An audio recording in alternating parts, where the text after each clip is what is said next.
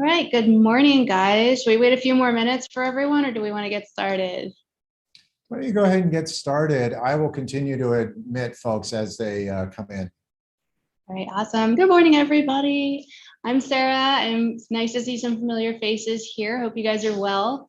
If you don't know, I'm Harvest Vista working alongside of David and from Harvest Against Hunger and Sean from AGO to develop the structure of this network.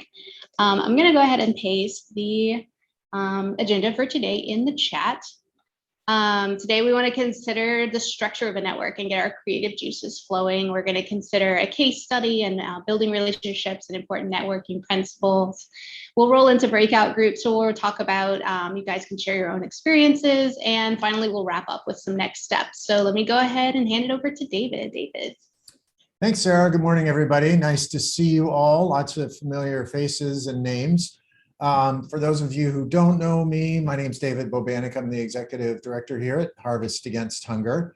We're really excited to be working with AGO to start this, this initiative to try to develop, well, not try to, we're going to do it. We're going to develop a gleaning network in Washington State. We don't necessarily know what that's going to look like yet, but that's why we're all here. We're going to be trying to work on this together and to develop a network that we think is a network model that's going to work for all of us here in the state. So my job today is to talk a little bit about what we have experienced as Harvest Against Hunger in terms of network development. I think today's, as you can see from the agenda, today's call is really going to be about taking a step back and thinking about what do networks look like? How are they built? How are they defined? What are some different network structures? And then get a little bit more clarity about what might work for us. And what we as an organization are really hoping is that we don't necessarily want to control the network. That is not our job. We really want to facilitate the development of the network, and it's going to be incumbent on all of us here on the call to figure out what that will look like and what the best network is going to be for us collectively. But again, so our role is really here as a facilitator and a supporter to get us to the end. But I wanted to start today with just a discussion. We call it a case study. It's really just going to be kind of a look back at the way that we have evolved as an organization when it comes to how we develop networks and how we approach collaboration and networking with other organizations. And so I'm going to go back many years to our first attempt at kind of network building that was, in hindsight, we didn't really think through what the approach would be, and we took some valuable lessons learned from that, and then were able to develop what we know today as our Harvest Vista program, and then subsequently a number of other different programs and network activities that we're doing with many of you. So we started out many years ago when I first started with the organization. We started out as Rotary First Harvest, and the idea was that we were going to take this great model that had been developed here in the Seattle area by Rotary First Harvest and through Rotary clubs in the area, and package it up just like we had it, like it worked for us. So we thought that this should work for anybody, and we thought that creating this resource kit and giving it to people. We thought we were being very gracious and really thoughtful about just creating the kit, giving it to people, and then providing them with some of the support that they needed would be a great idea. And what we quickly learned is that just because it worked here in our location doesn't mean that it's going to work everywhere in any location. So over a couple of years, we tried to start Rotary First Harvest type projects with Rotary clubs in other states. And some were successful and some just did not take hold. And we took a look at that and tried to figure out, well, why are those programs not able to take the tools that we've given them and make something work in their community? And it's because the attributes of communities are so varied and so different. And the other thing is we didn't necessarily have the expertise and the knowledge of what was happening in those communities where they were trying to develop these rotary first harvest models.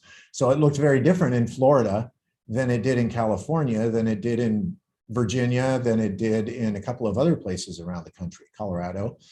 And so we sort of took a step back and really thought about, okay, if just using the model and replicating an existing model was not something that was tangible or feasible or could easily be done by other organizations, what's a different approach that we could take? And that's when we created our Harvest Vista program.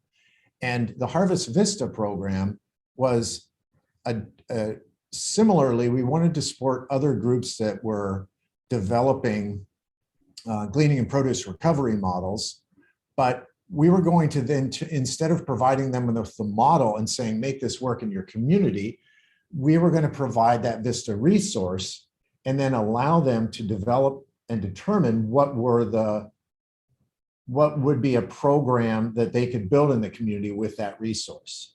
And so again, thinking instead of us being the experts with everything and providing information, it was a real change of thinking about who the other organizations are. They're the experts in their communities and they know what they need. And so using that Harvest Vista program to make that whatever the weakest link in their program modeling was, and try to focus on making that the strongest.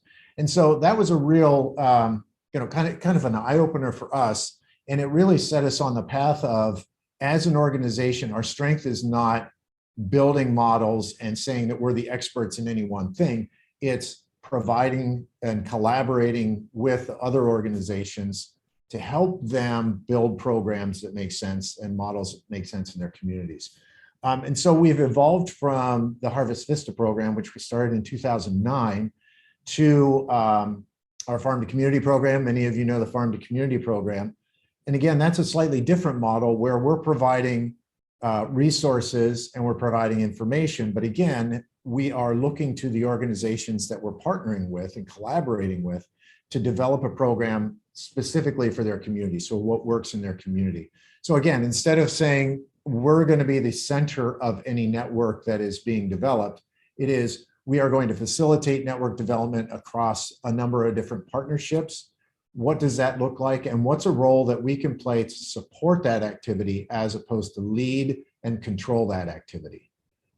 So Sean, that was, just a really quick overview of kind of the lessons that we learned as an organization of what we're good at and what we're not very good at. And, I think that maybe hopefully sets us up for what you're going to be talking about with what are the types of networks to be considered and what are the four strategies. Yeah, so thank you, David. Thanks for sharing some of your experience. I think it's important for us to understand that what we're trying to create here may look and feel slightly different than previous networks that you've been involved in. Oftentimes we come together because a funder or someone else wants us to work together and they say, go out and do this. And for those of you who are familiar with the work of AGO, that's not how we operate. It's not a way in which we like to work in communities. We realize that each of you are the experts. And when we first started working with gleaning organizations, or organizations doing gleaning, I should say, we found that the programs that you were running that were gleaning are so different, and your organizations look so different. And there's so many different ways of doing things. And when we begin to look at regional networks, they're as different as gleaning organizations are different, and they look different all over the place because communities are different.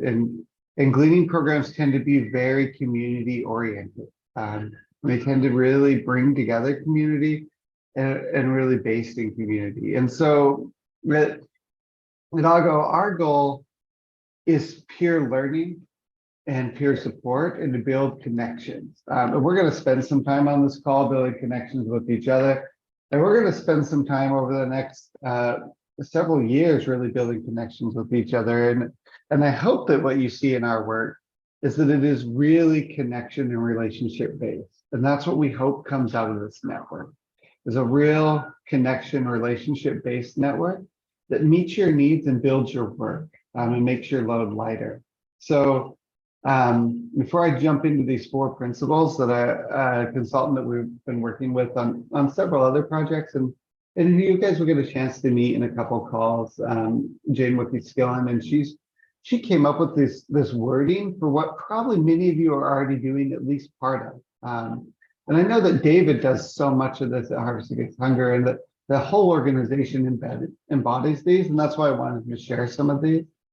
But I just want a couple quick reminders. You know, we really want all organizations to participate, from smallest to largest organizations. One of the reasons I bring this up is because, you know, sometimes you just don't have the capacity in your organization to support this. So we've written into this grant some stipend support. So if you or someone who's not on this call could use that support, please reach out to myself or Sarah, and we'll get you connected and get working on that process. You know, we want this to be accessible. So when you look around and you see who's not here, think of your other small gleaning organizations you know in the state, and invite them out, invite them to have this conversation with us. You know, and then I'd be remiss if not to mention one of the great ways that AGO brings folks together, and that's with our Gleaning Symposium. While, you know, in 2014 we'll be in Seattle, we're also hosting our symposium in Milwaukee on May 3rd and 4th. Sarah's going to drop the info in the chat for us, but this is a great way to connect. And if you're coming to that event, we'd love to you know, grab all the Washington folks together and just have a little side conversation. And I see several of you on the call who I know are coming to that event, and some of you who I've met at previous events, and others who I've never met in person, and I'm excited to have that opportunity to connect. So consider attending. We have some limited travel support that we can offer as well. So reach out to us. We never want cost to be a reason people don't attend our symposium. So with that, let's jump in and talk about these principles. I'm going to share screen. It'd be great if I'd pulled this up, but we're going to do it here. Oh, no, sorry.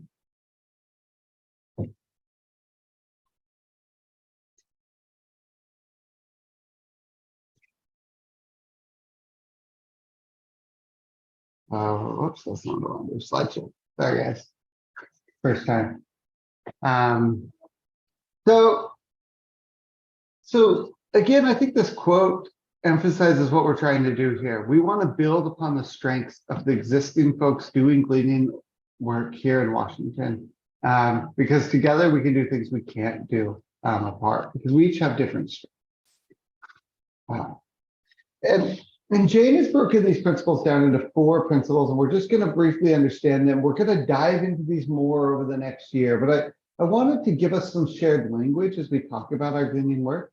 And these are principles that I see really work in great networks. And Jane talks a lot about how, as she evaluates networks, she finds that these are really universal principles, and we may address them slightly differently, but they exist across that space. So the first one is mission, not organization. Second is trust, not control. The third is humility, not brand. And the fourth is constellations, not stars. So let's just dive into this first one just a little bit. And again, this will just be a brief overview. We'll have some chance to really get to understand these principles as we talk. But if anyone has any questions as we're talking about these, please feel free to just unmute and ask, or drop them in the chat. Kathy can help monitor that. So principle 1 is mission, not organization. And for me, what this principle really means is that we put what we're trying to accomplish collectively together over building the strength of our own individual organization. I think we've all been part of partnerships where it was just like, what can I use to leverage this to make my organization stronger? And while that can sometimes be a noble goal, and I'm sure for many of you, or for all of you, you're probably doing really incredible work in your organization, in your community, and having a stronger organization would help that.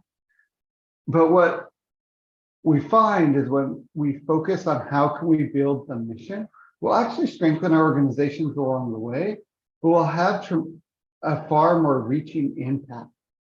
And this involves, say not when we're approaching the problem, we don't say, how will my organization benefit from this? But we'll say, how will our goal benefit from this?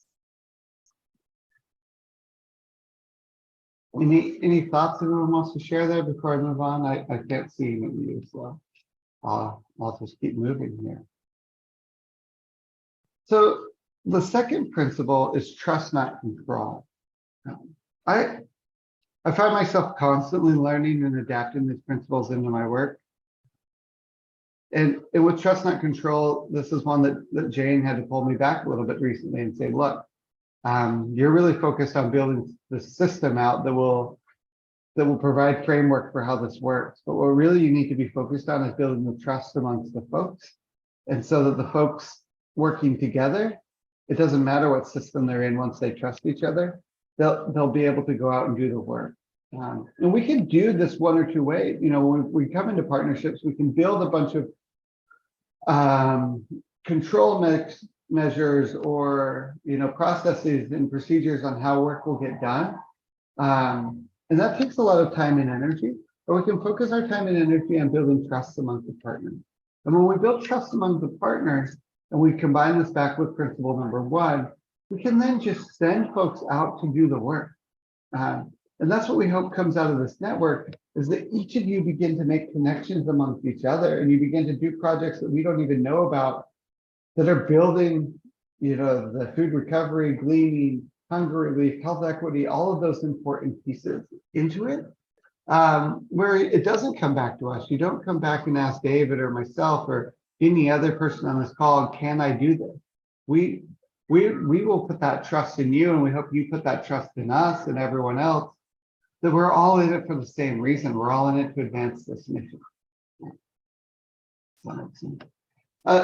David, when you think about the work you're doing at Harvest Against Hunger, how does this play in? How does giving trust to people over trying to control people influence your work?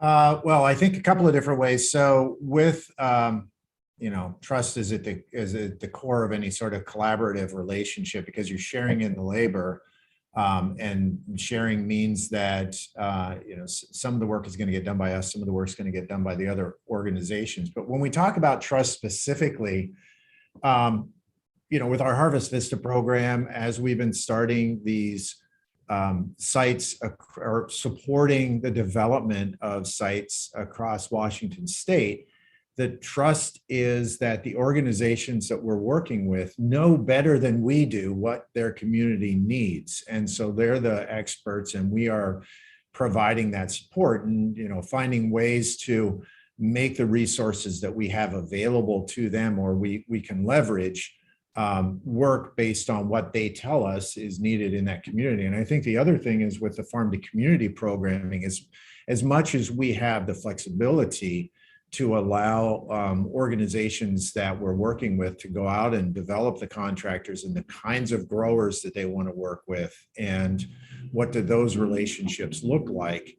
Again, we're not the one, we know that we're not the ones that know best which growers to work with in, say, Leavenworth or some parts of Eastern Washington or South King County, but those organizations that are supporting them know that. And finally, I think the other thing that is kind of over the past couple of years with learning is, what exactly are the foods, or what exactly are the resources that we're providing through those organizations to the ultimate recipients, who are, the people that are being served by those organizations in the community, and how do we adjust the community models, or the models that we're building, so that they have enough flexibility that they can be applied appropriately within each of those communities through the work of that organization.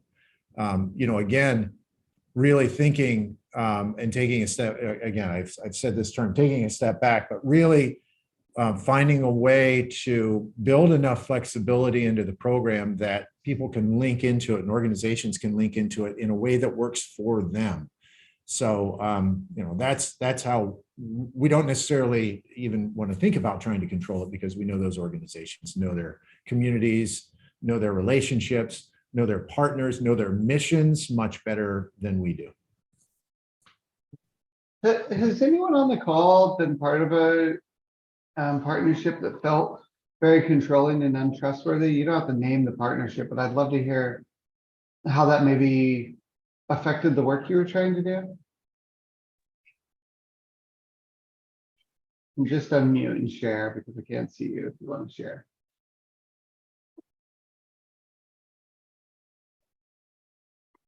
I don't know if I have an example of feeling like we were controlled, but one thing I was thinking about while you both were talking was just what the role is of like setting up expectations with the relationships that you're building, and so that all parties sort of understand what the role is of everybody in this collaborative work, because I think that helps build trust if everyone's on the same page. We sort of understand what we're working towards together. Because I've been in partnerships where maybe that communication wasn't set up very well at the beginning, and then one side of the group isn't quite doing what we all thought we were supposed to be doing, and then the trust kind of falls apart, Yeah.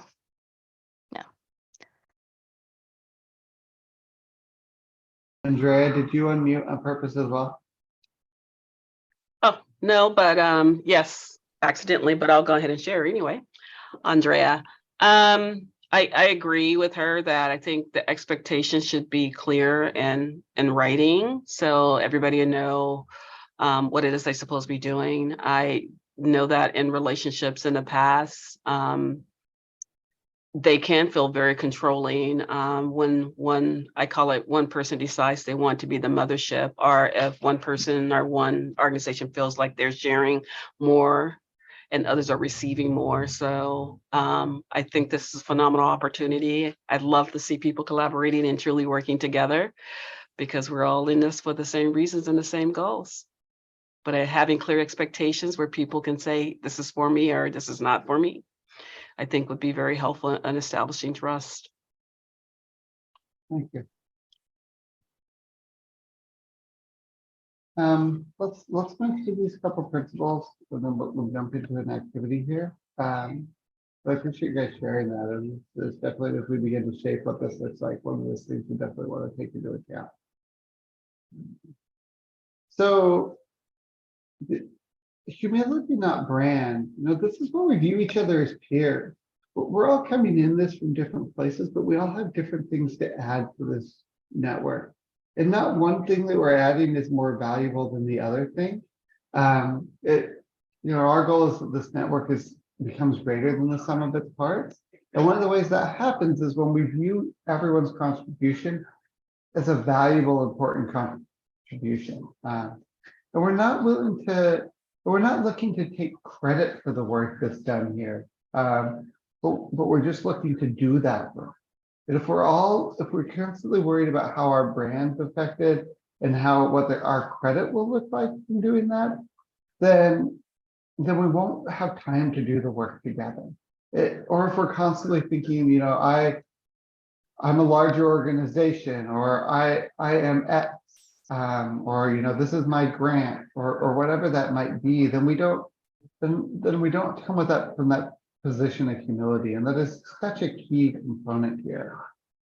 And the last one, I've heard her describe this in several different ways, but she's called building constellations, not stars. That's how she's currently using this language. And before it was hubs, not spokes. But the idea is, as you look at this picture that she has, that I borrowed this from Jamie's and not my graphic, but she has these little blue dots everywhere. And when we think about how real networks work, there's interconnectedness. and each of us connect to each other, and none of us live at the center of that. This slide shares really well, and this comes from a case study she did of Habitat Humanity Egypt.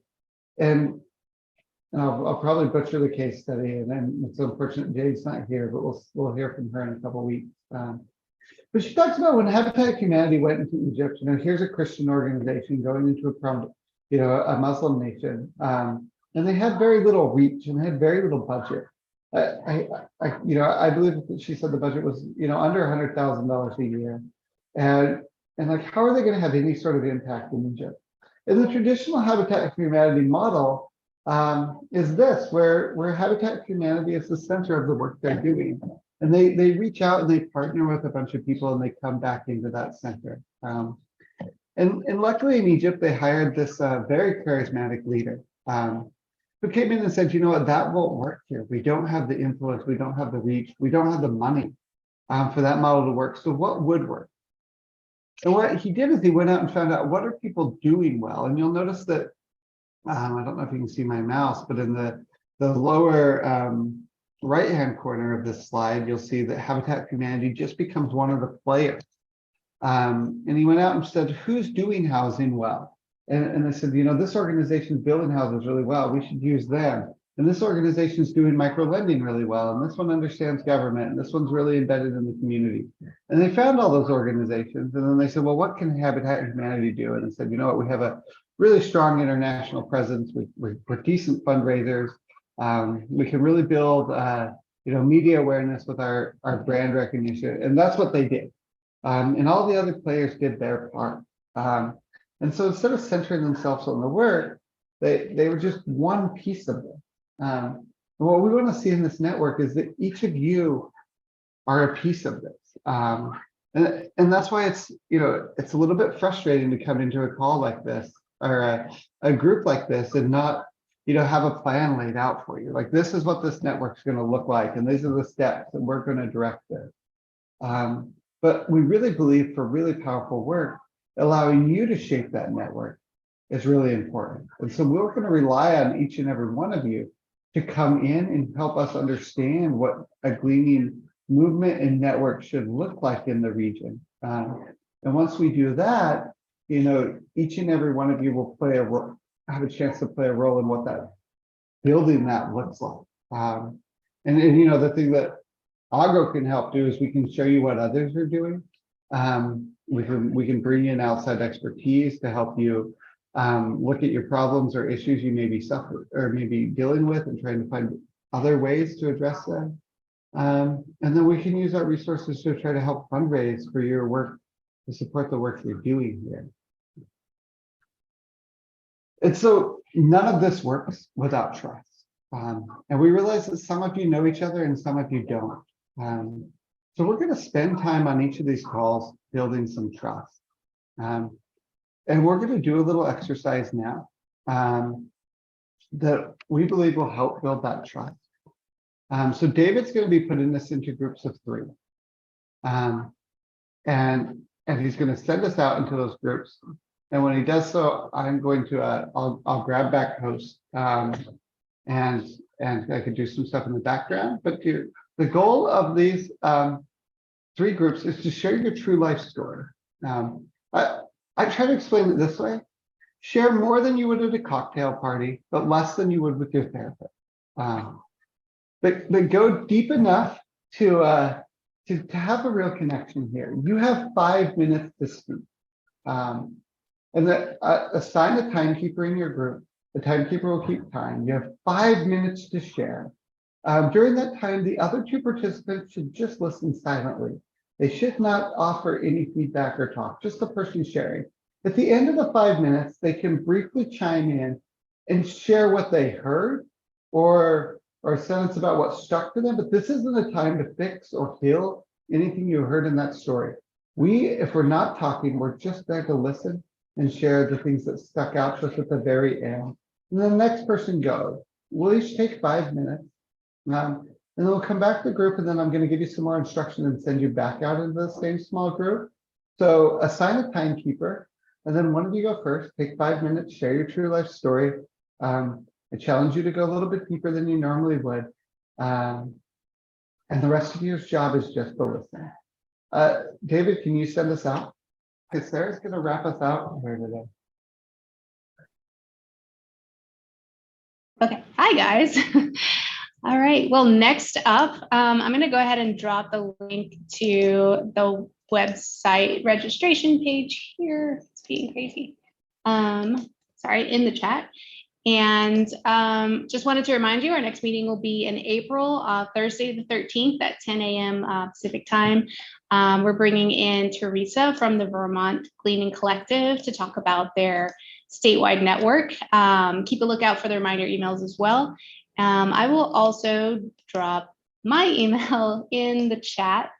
So I met with a few of you guys already, but if any of you or other members of your organization are interested in having a conversation, digging a little deeper, having a one-on-one with me and Sean, I'm happy to schedule a time to meet with you. And I think that's all I got for you guys today. Thank you so much for coming and sharing your time with us. Can I just add a few things there? So we will be reaching out to all of you to have a conversation about connecting with us as part of our network assessment. And those who aren't on this call as well, we'll just, about a half hour of their time, just to understand what your needs are and what's going on in the community and what you can add to this network and what you need from this network. So look for those emails to Sarah. If you want to be like an all-star student, you can just reach out to Sarah and she'll get you first in line. But over the next 2 months, we'll have to connect with all of you. And I hope you enjoyed the exercise. I hope you got a chance to get to know a few new people. And connect with them in a different level. Oftentimes we just spend time talking about work, but if we could learn to connect with people a little bit deeper level, we'll send out a little survey. I was going to live poll to see how you like the exercise and a couple other things. Like if you overheard, I couldn't make that work. So we'll send out a little survey, and if you like this activity, we may do some more things like it. If you didn't, we'll try some other things. So your feedback's really important to help shape what we do in these meetings and how valuable they are to you. So I, again, appreciate all of your effort. We feel like this will be really helpful in Washington, but again, it's something we couldn't do without all of you. And we hope that you take the time to make it yours and use us as a resource to build what you need. We definitely don't want it to go the other way around. So thank you. Great. Thanks, everybody. See y'all. Thanks, everyone. Thank you. Bye. Thanks. Bye.